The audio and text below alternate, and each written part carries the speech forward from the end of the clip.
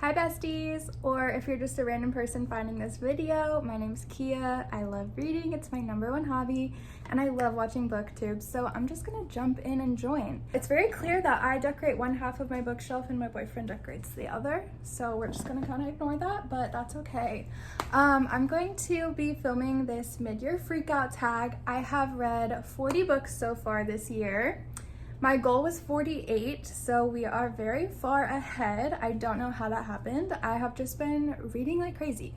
I do want to preface, I read 90% of my books as library books, either on my Kindle or physical copies from the library. So I don't own the majority of the books that I have read.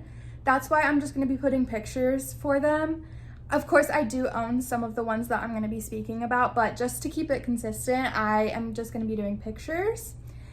I will say my variety and diversity in books is usually a lot bigger than it has been this year, but this year I just can't steer clear of a romance book. I don't know what it is. For quick reference, these are the books that I have read this year, and let's just answer the questions. So the first question in the mid-year freakout tag is the best book that you've read this year. And I started the Throne of Glass series this year, so honestly all of them have been the best books I've read this year. The one that I finished the most recently is Queen of Shadows, and I'm loving where it's headed. Now I will say I'm about halfway through the tandem read right now, so I'm already loving these books even more than Queen of Shadows, but I love this series so much, and Queen of Shadows is really where it's bringing everything together and you can tell what's about to happen, and I just can't look away. And yes, a lot of people in my life that I've talked to about books have warned me, they have sent me their well wishes, and I'm very scared, but I'm excited. The second question is the best sequel that you've read this year. Another series that I was not expecting to fall in love with is the Chestnut Springs series, and I loved the first one so much with Flawless, but I will say Heartless just really took it up a notch for me. I fell in love with the characters, and I know this isn't really a series that you need to read in order, but it is a sequel to a book, and Heartless just, it has my heart, okay? I love it so much.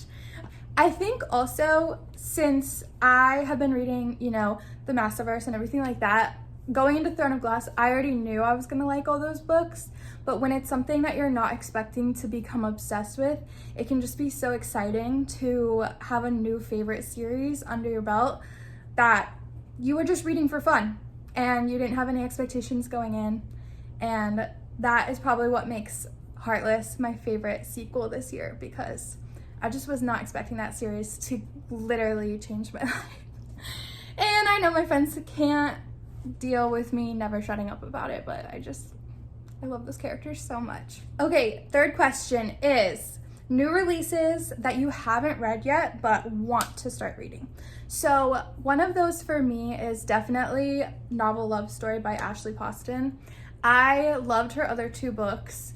I loved 7 Year Slip so much, and The Dead Romantics, at first I didn't think I was gonna like it that much because I was expecting more romance to be in it, but the other plots that they had in that story were enough for me to just really love it. So I really want to read Novel Love Story, even though I have seen people say that it's not as good as her other books, so I'm a little bit nervous about it, but I'm sure I'll like it, even if it's not the best romance or the most perfect subplot. I think I'm still gonna love it. I am also dying to read The Ministry of Time by Kayleigh Bradley. I hope I'm saying that right. I have just seen so many good things about it, and my favorite author, I would say mostly, is Emily Henry, and the fact that she loves it makes me want to read it as well. I don't even know all that much about it apart from the plot of, a time traveler story, maybe a subplot of romance, but I just really want to know what the hype is about because I think I'm really gonna like it. And then finally, another new release that I really want to read is Summer Romance by Annabelle Monaghan. I just recently read her other two books. I have an unpopular opinion about Nora Goes Off Script. It's not my favorite, but I still liked it as a story. I just felt like there wasn't as much chemistry as I wanted. I really enjoyed Same Time Next Summer. A lot of people have mixed opinions about it, and most people like Nora Goes Off Script a little bit more. But I mean, I might just be a sucker for childhood friends to lovers and then second chance romance. They're all kind of similar, but I just really enjoyed it. I felt the chemistry between the characters, and I feel like the internal struggle was handled really well, and I enjoyed it. I loved it. So I really want to read summer romance. It will also kind of help me decide, is she for me or not? Because if I only based it off of Nora Goes Off Script, I don't know if I would be like dying to pick up more of her books. But when I gave Same Time Next Summer a chance, I really loved it. So this will kind of help even out my opinion on her and her books. The fourth question is the most anticipated release for the second half of the year. Truly, I am really excited for Somewhere Beyond the Sea by TJ Klune. I loved The House in the Cerulean Sea. That was actually one of the books that I read when I was first like trying to read more. Everything about it I love. So I'm really excited to see what goes on in the next one. I honestly know nothing about it other than it's the sequel to The House in the Cerulean Sea, but I'm really excited to see how that goes. Another one I'm really excited for is Daydream by Hannah Grace. This will actually be similar to the summer romance book by Annabelle Monaghan for me, because I really enjoyed Icebreaker a lot more than I thought I would. And then when I read Wildfire, I liked it. It was fine. I feel like there wasn't that much going on in terms of plot and, you know, conflict and the resolution. Maybe I just didn't connect with it personally as much. But I'm really excited to read Daydream. I love the characters in her stories. They are all so like cute and sweet and wholesome. Well, for the most part. But I am excited to read that one and just kind of see where we're going with the rest of the characters. Number 5 is biggest disappointment of the year. Now, I don't know where to go with this question because I have my least favorite book of the year, but I didn't have any expectations going in, so I'm not sure if I can call it a disappointment. That one is The Roughest Draft, but yeah, I don't think I should share my opinions on that book. I don't like it, and I wish I never read it, to be honest. Very dramatic, but that's my least favorite book of the year, so we can count it as that, but I wouldn't say it's the biggest disappointment. I wasn't like, oh, this is gonna be so good, and then I didn't like it. I just didn't like it.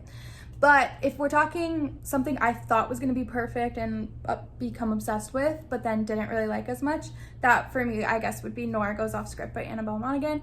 I honestly just didn't really feel that much of a connection with the characters. I did like the characters individually for the most part.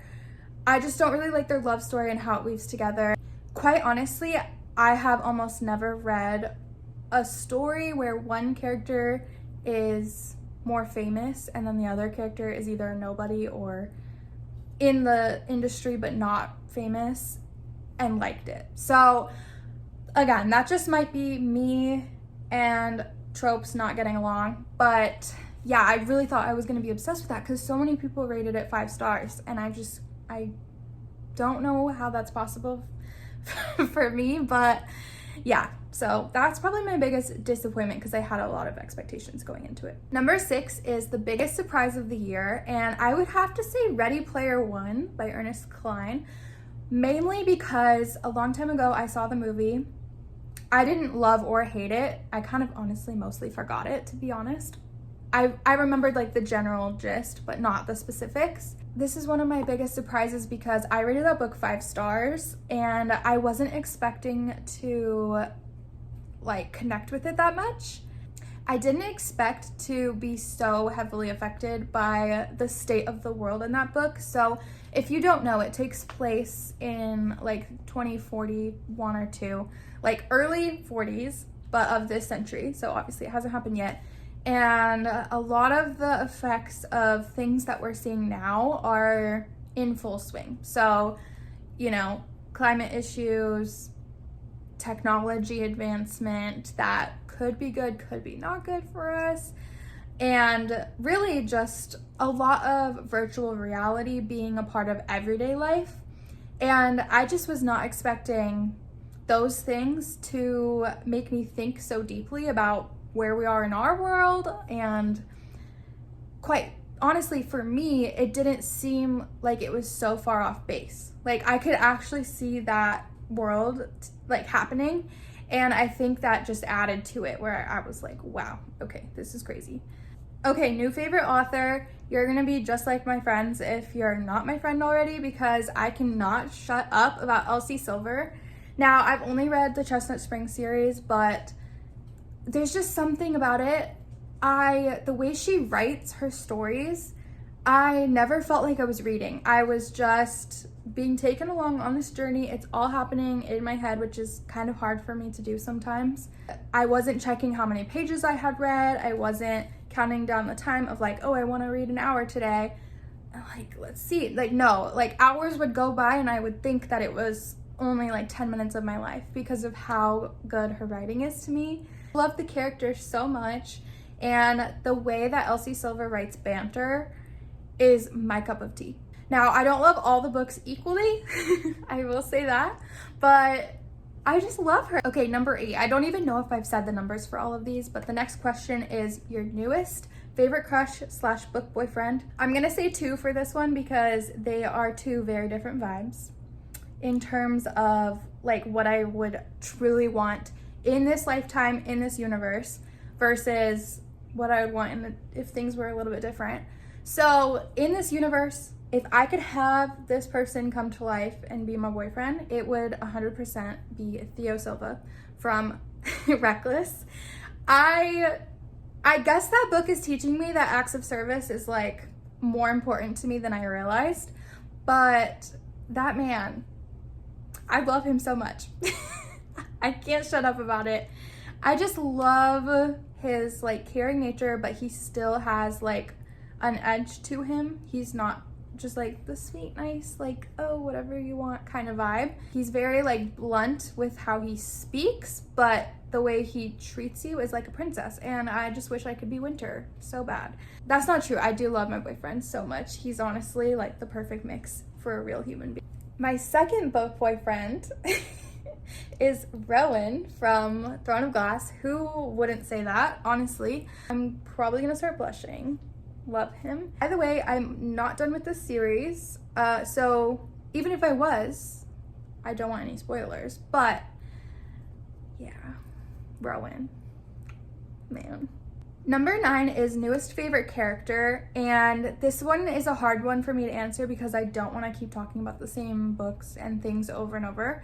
But I will say every time I read a new book, I have a new favorite character. I am someone who, whatever I'm watching or reading, I immediately pick out my favorite things about it, and character is always the first one. So I will ask my boyfriend, like, who's your favorite character in the show? And he's like, I don't know, I just like the show. But I'm like, how do you not have a favorite character? Like, I have a favorite character for everything. So I'm just gonna say my favorite character from the most recent book that I've read, and that is Adam from The Love Hypothesis. I went into this book with the lowest of expectations. I have mixed feelings about Allie Hazelwood. There are things that I really like about her books, and then there are things that low-key drive me a little bit crazy about her books. So it's always hit or miss for me, but I enjoyed Adam so much. I think it's adorable that Adam has different traits that are brought out by different situations. So, of course, his students think that he's kind of scary and mean, but with Olive, he's really sweet and just really caring and down to earth. Sometimes when authors are writing a love interest and they want him to be like dark and broody, he can still kind of be mean to the main girl, and I'm like, why do you like him, sort of? But that is not the case with Adam. There are so many things to love about him, even though he's kind of a grumpy personality, and I just really like that about him. So will I remember him forever? Will he be my top 5 book boyfriends? Probably not, but he made the book really enjoyable. I like Olive too. Okay, a book that made me cry. I'm sure this will change in the last half of the year, because the book that made me cry was definitely The Assassin's Blade by Sarah J. Maas. We all know. If you've read it, you all know, I should say. And yeah, will it be replaced by Kingdom of Ash? Of course, I'm sure. But yeah, she wrote that book so well. I actually read it third in the series. I read it after Crown of Midnight. The reason I did this is because my best friend read it first, and I wanted to see what it would be like to read it a different way from her, and then we could discuss our points of view. I personally feel like, as someone who gets emotional no matter what, I didn't mind having some of the plot points of the Assassin's Blade be kind of like spoiled or hinted at in Throne of Glass and Crown of Midnight. But I will say, if you're looking for that gut punch to be astronomical, maybe read Assassin's Blade first. But I was bawling like a baby either way, and I already knew what was about to happen. Either way, I think it's gonna make you cry, but it was great. And I've cried at a lot of other books as well, but that's probably like the saddest situation that I've cried about. Yeah, Assassin's Blade had to be the answer for this question. Okay, a book that made me happy this year has been Funny Story by Emily Henry. For one, it's gonna make me happy just for the fact that I have another Emily Henry book to read. I loved it. I know some people didn't really feel the chemistry as much. Personally, I think that's just because Miles might not be their type. But for me, Miles was 100% my type, and I really enjoyed it. I think it's kind of cool that they weren't instantly like obsessed with each other, and it kind of built up over time. And one of my favorite like themes of that story is that love is honestly in the day-to-day, the small moments, you know, being there for each other. It's built up over a lot of small periods, and I just loved it. It made me so happy. They kind of give me like Nick and Jess vibes from New Girl, and I just think that it's a great story. I really liked it. Number 12 is the most beautiful book that you have bought this year. I am obsessed with the cover of Emily Wilde's Encyclopedia of Fairies. I think that's probably one of the biggest reasons why I bought it, was how beautiful it is. I haven't read it yet, so that's kind of bad. My TBR is just so long, and there's so many things that I'm like interested in reading that it hasn't been like my number one. But I am excited to read it, and I just love the cover. It's so pretty. Okay, the last question is books that you need to read by the end of the year. And I have a lot. I'm in the middle of the tandem read for Throne of Glass, so I need to finish those, and then Kingdom of Ash. One thing that I really want to read this year is the Hobbit and the Lord of the Rings series, because I just recently rewatched them again, and it just really reignited my love for those movies, and I really want to experience it in book form. I'm someone who actually kind of not prefers, but I like reading the book after seeing the movie, because for me, seeing a movie is its own thing. Love it, it's great, wonderful. But I know that they're not going to capture everything from that book. And so it makes me excited to read the book, because I know that I'm going to be getting so much more from it, and I'm going to have like a more in-depth experience. Whereas if you read the book first and then you try to watch the movie, you know they're going to cut things out that you really wish were there, or you know that it's just not as deep, not as long. And I just feel like it's very hard for me to watch things happen in a movie that I've already seen in my head and not be like, why am I doing this again in this format? So yeah, I'm excited to read the Lord of the Rings books and The Hobbit.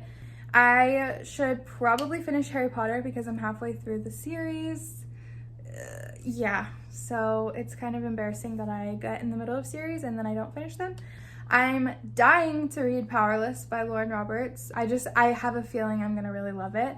So I really want to read that by the end of the year, but I try not to rush books that I'm super excited for, because I kind of like to have like something that I'm anticipating. So that's why, even though I really, really have been wanting to read it for like a year now, it's almost like I'm saving it until I have enough books that I really want to read, that I won't feel like, okay, I just finished the one thing I was looking forward to. I also really want to read a Kristen Hanna book, because I hear she's incredible and I feel like I would really vibe with her. And then finally, I am dying to read Wild Love by Elsie Silver as well. So those are all of the books. Okay, that is my debut into BookTube. I hope it wasn't too rambly. I do like to talk a lot. But I really enjoyed this, so if I should keep doing it, maybe subscribe or like this video. I don't know. If you want to, you don't have to. Okay, anyway, bye!